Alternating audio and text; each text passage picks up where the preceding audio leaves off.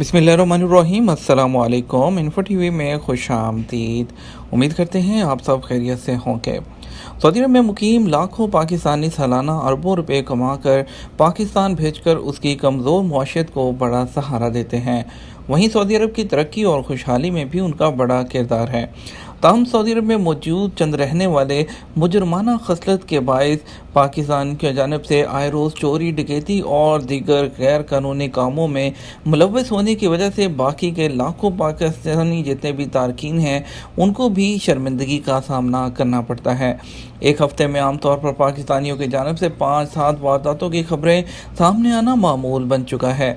अब पाकिस्तानियों की चोरी की वारदात से मुतल्लिक एक और खबर सामने आ गई है। मदीना पुलिस की जानिब से बताया गया है कि 3 पाकिस्तानियों ने चोरी की गरज से ATM मशीन उखाड़ डाली। वो मशीन को तोड़कर रकम निकालना चाहते थे, ताहम पूरी कोशिश के बावजूद नाकाम होने पर फरार हो गए। पुलिस को वाक़े की इत्तला मिली तो जदीद तरीके से मुल्ज़मान की शनाख्त कर ली गई। तीनों मुल्ज़मान अल एस में मुकीम थे, जिन्हें उनके ठिकाने से गिरफ्तार कर लिया गया है।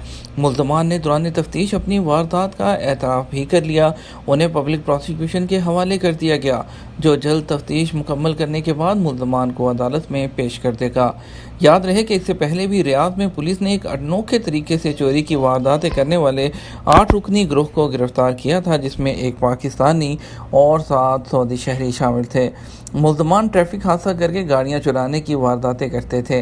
पुलिस के मुताबिक ये गैंग गाड़ी पर सवार होकर आके जाते, गाड़ी को टक्कर मारते, उसके बाद हादसे का शिकार होने वाली गाड़ी के ड्राइवर को रोक कर बाहर निकलने पर मजबूर करते।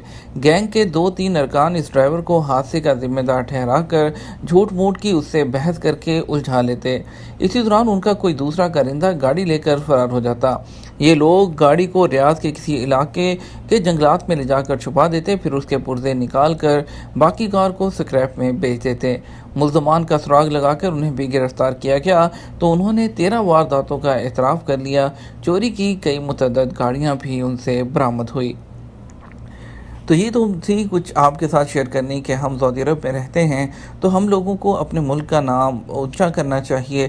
चंद हमारे जितने यहाँ पे इंडियन, पाकिस्तानी भाई और बांग्लादेशी भाई हैं, वो चंद 100 लोगों की वजह से हमारे मुल्कों की बदनामी होती है।